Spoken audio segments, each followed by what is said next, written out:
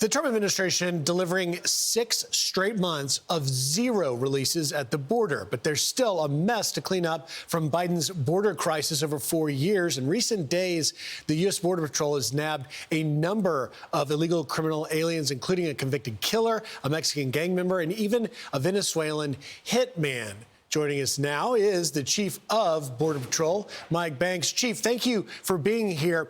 I think it's really important because while the border has been secure in an unprecedented way with 6 straight months of zero releases, you guys are still very busy. On your social media feed, which I follow every day, just this week, a Venezuelan Tren de Aragua hitman was busted. He was moving drugs from Peru to the U.S., and we've seen the war on the drug cartels, but that's not the only one. You also nabbed a Los Zetas, one of the most dangerous, violent Mexican cartels. He was arrested with a deadly weapon, and the list goes on and on.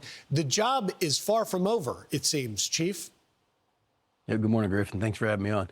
Yeah, you're absolutely right. So, you know, we are seeing unprecedented lows, record lows. 55 years was the last time we saw this number of lows in the illegal cross-border activity. But we're not waving a victory flag yet. We will not be satisfied until we achieve complete operational control, which means that everyone that attempts to enter this country is apprehended, prosecuted, and then deported. And so you're absolutely right. You know, 131 crossings yesterday, comparing that to this time last year where we had tens of thousands crossing.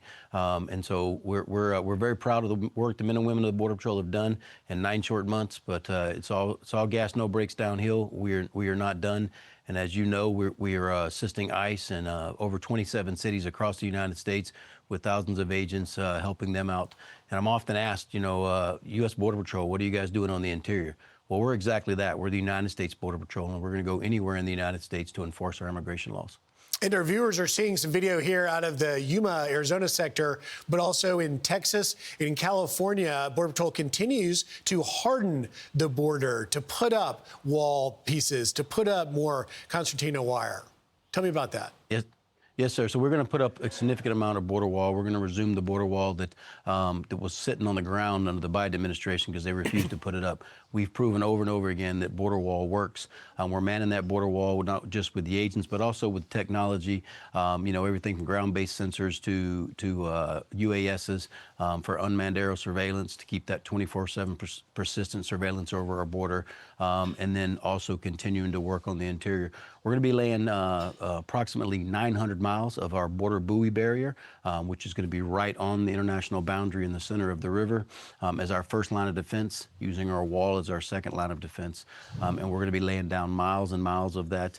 And so the expectation is that we'll have over 900 miles of buoy border barrier and an additional 1,200 miles of border wall.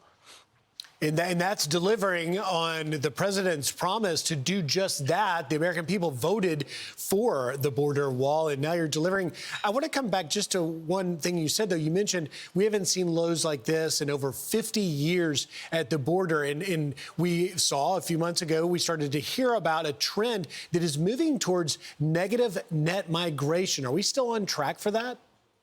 We are. Not only are we seeing negative net migration, but we're also seeing those that were starting their journey to come this way, reverse migration. People are starting to leave. You know, you've seen the numbers touted about the number of deportations. One of the things we're most proud of is the number of people that are self-deporting. They're saying, hey, we're going to take advantage of the opportunity the U.S. government is giving us and allow us to leave on our own so that we can attempt to apply for some type of status in the future. And so that's my message to anyone in this country illegally. Take advantage of the opportunities that we, the United States government, are giving you to leave now, because if you wait until you're apprehended and deported, you won't be allowed to return. And Chief, just in the last few seconds I do want to ask you, the men and women in green continue to work over the 43 days of the government shutdown. The number of percentage of assaults on ICE and Border Patrol up 8,000%, but yet you're continuing to recruit and have people, it seems, that want to be a part of this. Our recruitment numbers are through the roof, Griffin. I tell you this, imagine that. When you have an administration like President Trump and Secretary Noem that actually support the men and women of the U.S. Border Patrol, allow us to go out there and do our work. People want to be a part of this mission. This is an important mission. Border security is national security, and our recruitment numbers are through the roof. We've put over 1,000 new agents on the ground this year, have 1,000 at the academy, and plan on tripling that next year. All right. Chief Mike Banks, thank you for your time and the work you and the men and women in green do. Thank you, sir. Thank you, Griff. I'm Steve Ducey. I'm Brian Kilmeade. And I'm Ainsley Earhart. And click here to subscribe to the Fox News YouTube page to catch our hottest interviews and most compelling analysis.